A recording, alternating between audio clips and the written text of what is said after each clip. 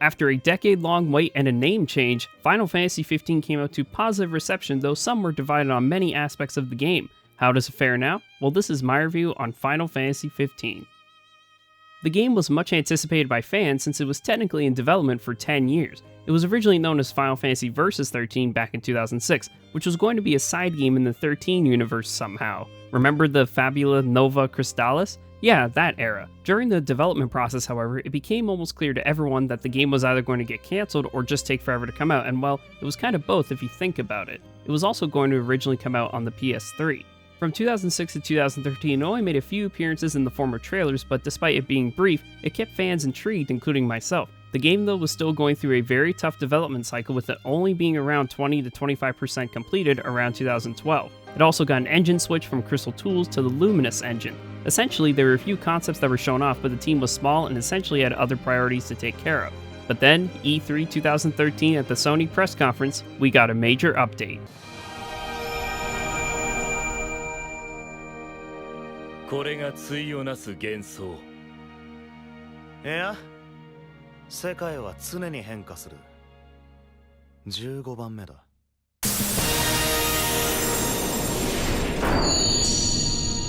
Yep, Versus 13 was no more and now rebranded to Final Fantasy XV. And I must admit that even with certain criticisms that I have with it, there is no denying that this trailer/logo reveal still gives me chills. Must be that music or something. What's major with this, however, is that shortly after, it was revealed that Hajime Tabata would be taking over the mantle as director, which means Tatsuya Nomura would be shifted elsewhere. He was the original director when the game was announced in 2006. This was also during a time where Square Enix were not doing so good. They were moving people all over the place and had some games that were, for lack of a better phrase, divided or, even worse, not good at all. It was a turbulent time to say the least, and this was reflected even on me. My personal love for this series had fallen off during the time of the 13 trilogy. This said, I was still looking forward to the now named Final Fantasy XV. One of the most notable things, however, is that with the director switch, this means certain elements of the game would be cut or just changed entirely since it's under a new vision. On November 29, 2016, the game finally came out, though some were disappointed with the lack of content in story and other spots. A year and a half later, the Royal Edition came out, which had a bunch of the DLC episodes, among other stuff like the legendary Assassin's Creed crossover. Still don't know how this even happened. In late 2018, it was announced that Tabata would be leaving Square Enix to form his own company, which meant certain DLCs were canned. That is the very interesting behind the scenes of the game, so without further ado, let's get into the game itself. As a little disclaimer, this is the Royal Edition that we are covering. The game is an action role-playing game set in its own universe, so you do not have to worry about playing the other Final Fantasy games before playing this one. Have no fear, you can jump straight into this one. Saying this, however, if you want an easier time learning about the lore and overall world of the game, there is some stuff which you might want to take a look at. These being Kingsglaive, which is a full-length feature film that essentially sets up the major conflict of the game.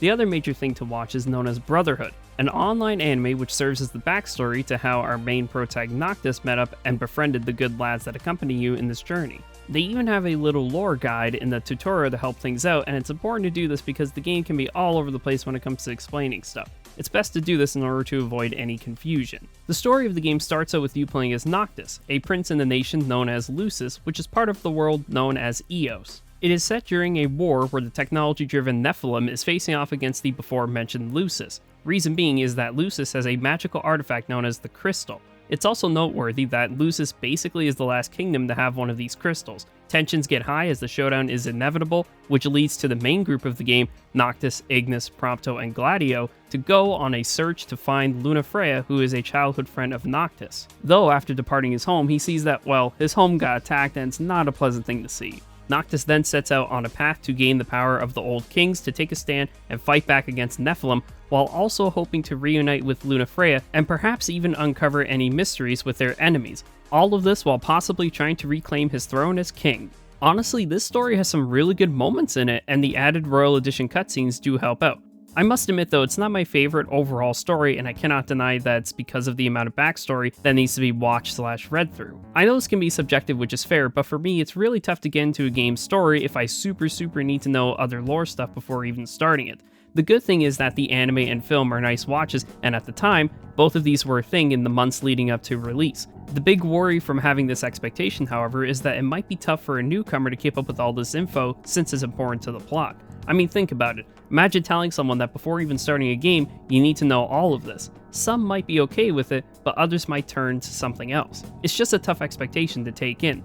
Saying this, however, there is one thing that does make up for all this, and that is the character interactions. While I might have certain questions and nitpicks with the story, I love most of the characters in this game. The dynamics of the cast are just so good. Even at the start of the game when you first play as the main protag group, everyone is likable in their own way. They all have different personalities and are really cool. Even the interactions with other characters like guests or villains are nice to look at. What I think helps out with this is the main voice acting cast. For the 4 good boys, they all have great VAs that really help elevate each scene they are in. Ray Chase, especially as Noctis, really hits it out of the park. I know it's easy to say since he's the main protag of the story, but it's true. The performance here helps him out so much and you can see it clear as day. These interactions between the main characters are honestly the main highlight of the game. It's natural and it's cozy. Almost like a cozy car adventure or something along those lines. What's wild to me though is the motion capture they used for the game. They went through and did a ton, even for the movements in the car so that it doesn't feel samey or stilted. Lots of coordination went into making these scenes and it was worth it. It's distinct for what it is. Oh, and who could forget the big meme that came out of these interactions? That's it. What's what? I've come up with a new recipe. Ignis is a good lad indeed.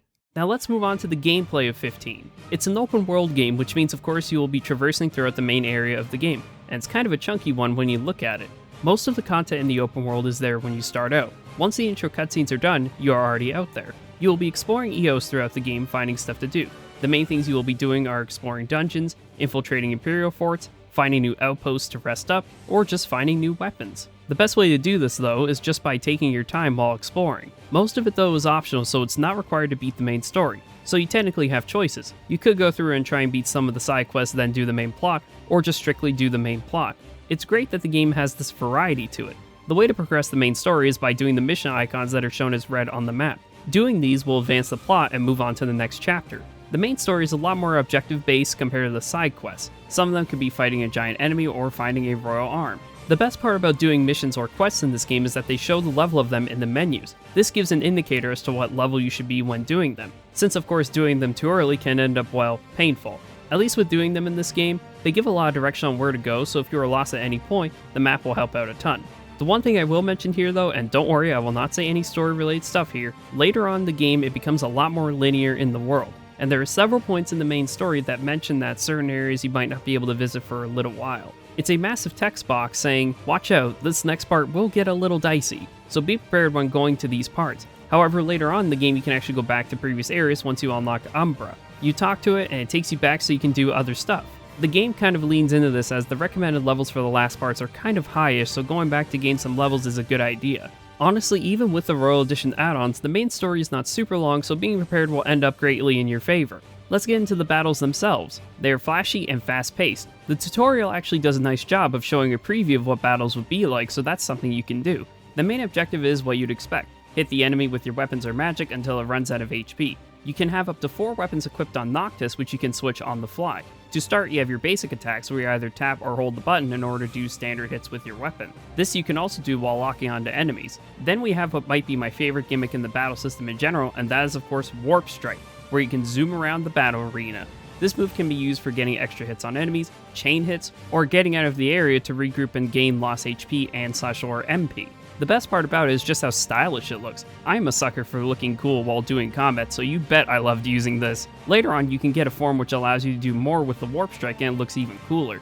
This is obtained by getting all the Royal Arms and the Founder King's Sigil. Besides it looking cool, it also serves as a way to heal up easier since you can use items when doing this. Using items in this game is as simple as just pressing the button to bring up the menu, picking which one to use, and who you want to use it, and that's it. I enjoy this also because it freezes time, which makes it less pressured when trying to find one. It's noteworthy, by the way, that you might find yourself using elixirs a lot more in this game compared to other mainline numbered games. Seriously, these have the reputation of being rare, but nope, here they are common in shops, which is good. Now, while fighting enemies, you can jump, but more importantly, guard against them. What's crucial to know here is that when the prompt comes up, it's better to hold the button instead of timing it. Timing it will most likely lead to getting hit, so despite what the prompt may look like, it's best to hold it so you can actually guard against hits. If you time it well, you can do a parry hit, which will give you a helping hand and deal good damage. Most of the time when in combat, your friends will be doing their own thing taking out enemies, but you do have control where you can use their techniques, and these can vary but most do damage. You can only do these when the green bar is filled up, and some of them require more than one segment of the bar in order to be used, so keep this in mind when equipping them.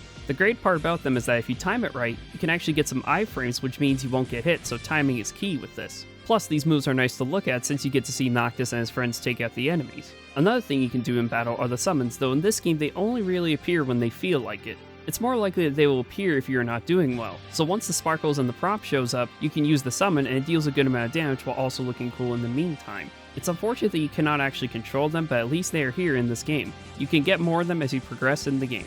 Now this all applies when playing as Noctis, but after many patches later, you can actually take control and play as the rest of the group, and they all have their own styles and gimmicks to play around with. They even have different HUD to help indicate who you're playing as. This happens when you're playing their DLC episodes as well, which is really nice to look at. Gladio is of course the heavy hitter, so if you build up his meter, he can do some strong special attacks. Plus building up his rage will increase his attacks in general. Prompto is the range fighter with guns, so keeping distance will help out when playing as him.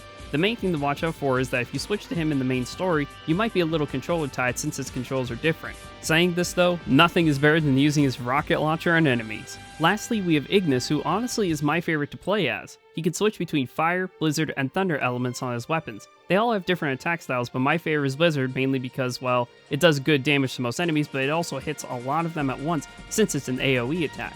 Just like the others, he also has a bar which you can fill, and once it's maxed out, you can do a strong attack. The major part to remember about playing as the rest of the group is that, in order to do so, you need to unlock those skills. Once this is done, you can do it. Unless of course you're playing their DLC episodes, but more on that later.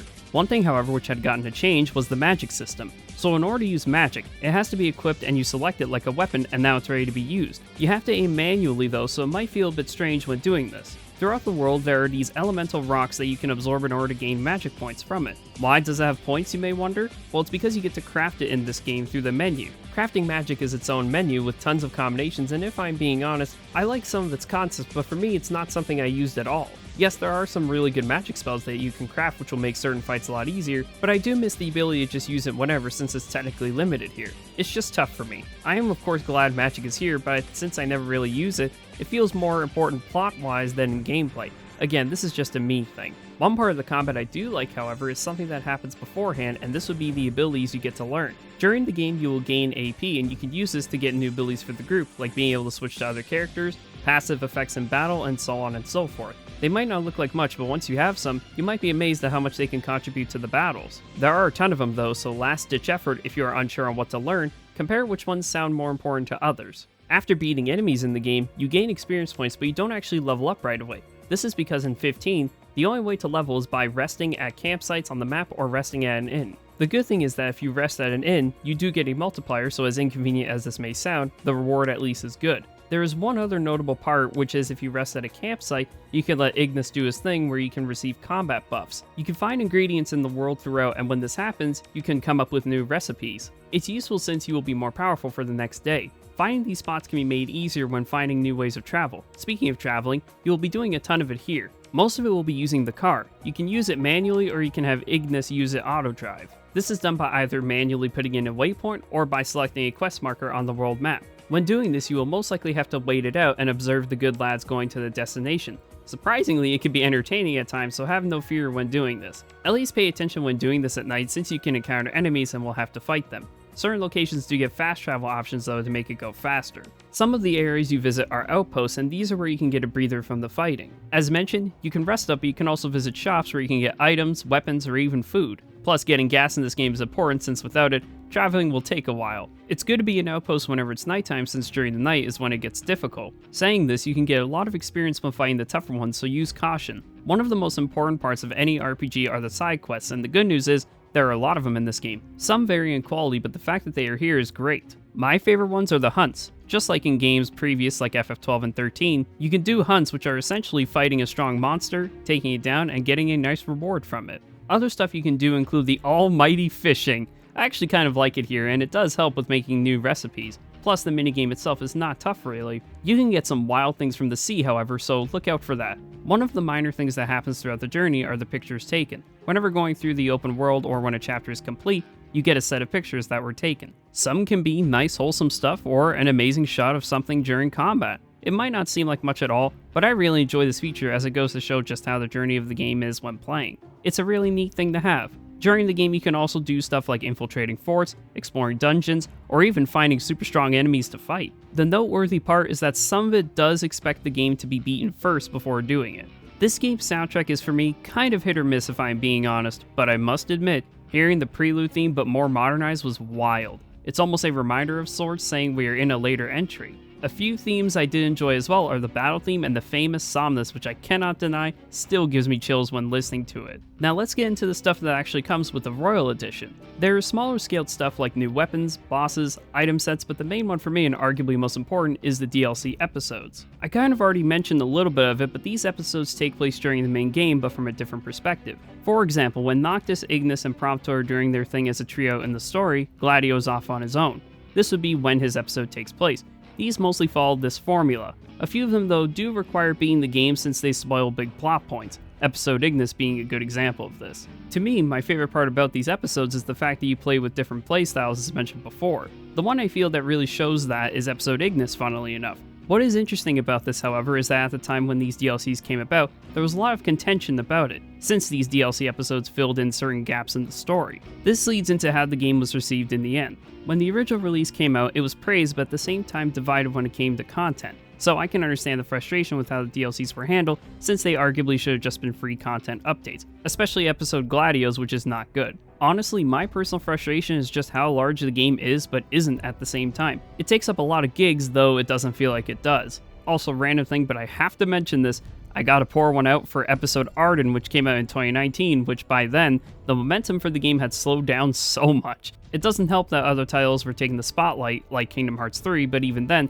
you'd wish it went down better. And let's not even get into the DLCs that were canned for the game like episode Noctis, or even worse, Best Girls episode, let's just say. It's unfortunate, but as we have seen over the years with games, certain scenarios can pan out like this, which are not fun. And while I think the game has its charms and moments, it also shows its bad parts very easily. The big thing that shocked me was learning that the game was technically rushed. How wild is that to think about? This all being said, I still enjoy 15 for what it is, a cozy car adventure with the boys. Sure, it's not what we all thought it to be, aka Versus 13, but only so much can be done. At the bare minimum, I can respect the Royal Edition being a thing since it's a better game. And really, Tabata did his best given the circumstances he had to work with. My only hope, and this I know is a stretch, but I just hope we have less projects that have these problems behind the scenes, because Versus 13 development and 15's development was struggling throughout the entire time. It's a shame, but who knows, in these wild times, maybe one day certain Versus 13 ideas might be realized somewhere else. Maybe it might not even happen at all, but time will only tell. Just wanted to say thank you all for watching the review. If you enjoyed it and want to see more, check out the other reviews on the channel where I cover mostly RPGs and hack and slash games. If you want updates on when new videos are coming out, follow them socials like Twitter. Thank you for watching and I will see you in the next video.